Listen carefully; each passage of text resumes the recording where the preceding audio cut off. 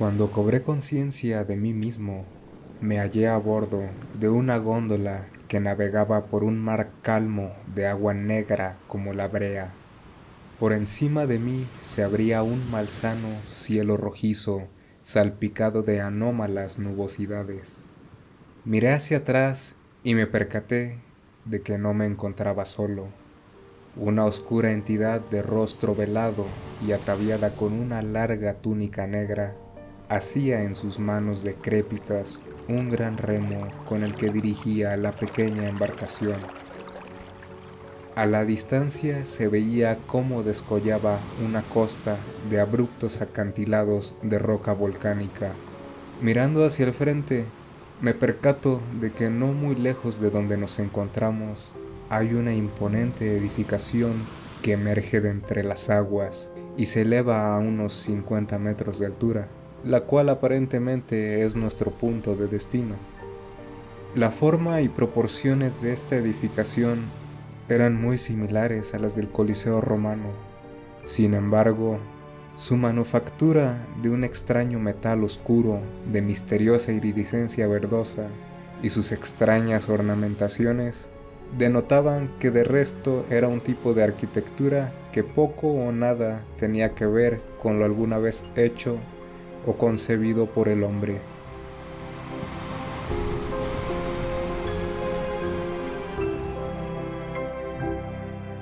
A medida que nos aproximábamos, la totalidad del horizonte era reemplazado por la visión de aquel magno y anómalo anfiteatro.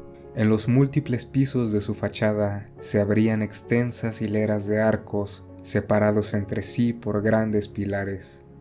A donde quiera que uno fijase su atención, podía contemplar exquisitas ornamentaciones arquitectónicas.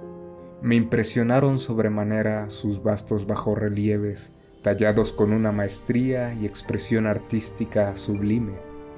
Sin embargo, el simbolismo y carácter figurativo de los mismos me resultó de lo más desconcertante. Cuando nos hallábamos lo bastante cerca, el remero enfiló la góndola en dirección a uno de los múltiples accesos. Eran túneles de techo bajo que permitían el paso a pequeñas embarcaciones cuando la marea era propicia. Tras unos metros de recorrido por aquel túnel, finalmente nos encontramos en el área interior. Frente a mí apareció la imponente visión de una segunda gran edificación. De igual manera, sus cimientos se hallaban sumergidos. Su forma era cónica y su cúspide rematada en aguja era tan alta como los propios muros del Coliseo. Claramente ambas edificaciones estaban hechas en su totalidad con el mismo metal extraño. No obstante, la ejecución arquitectónica de la edificación en forma de cono era todavía más extraña e intrincada. La ejecución de sus bajorrelieves tallados era simplemente magnífica, y estos poseían un carácter mucho más críptico y oscuro en comparación con sus contrapartes de la fachada exterior. Cuando mi estupefacción provocada por semejante visión pasó, comencé a escrutar con la mirada el resto de mis alrededores. No muy lejos había otras góndolas y pequeñas embarcaciones con sus respectivos ocupantes, igualmente cubiertos del rostro y vestidos con negros ropajes. Cada cierta distancia había pequeñas plataformas ornamentales que fungían de muelles y que eran el medio de acceso a las plantas superiores del anfiteatro.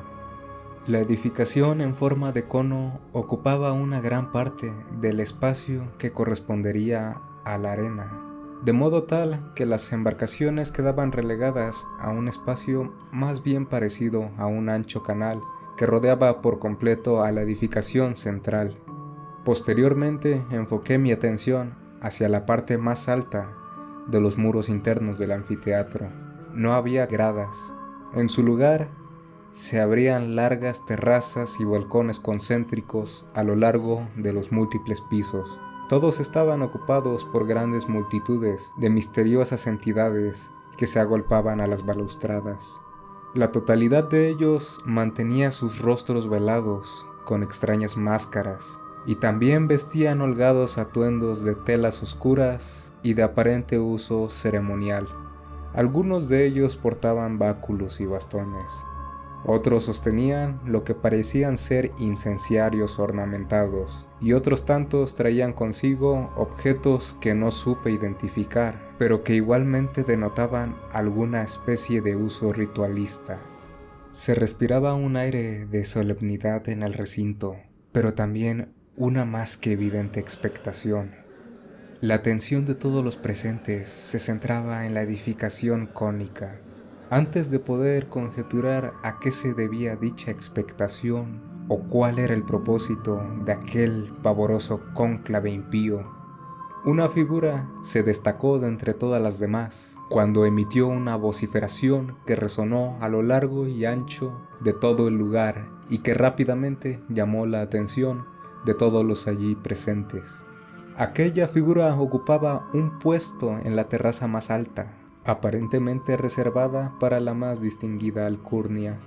Sus ropajes eran diferentes, mucho más pomposos, decorados con detalles dorados, y la máscara de fauno que portaba también era dorada. A pesar de encontrarme bastante lejos, fui capaz de escuchar su voz con toda claridad. Me estremecí cuando la escuché, puesto que de inmediato supe que no se trataba de una voz humana. El sonido de aquella voz no se parecía en lo absoluto a nada que el aparato vocal humano fuera capaz de replicar. Era más bien parecido a una especie de zumbidos metálicos, emitidos a intervalos que denotaban una clara intención discursiva.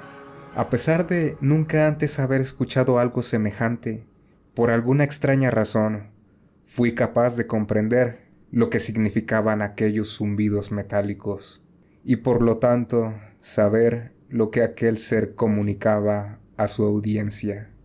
La traducción de lo que dijo es la siguiente: sabemos que los hemos hecho esperar demasiado, pero ya es hora de liberar a nuestro rey.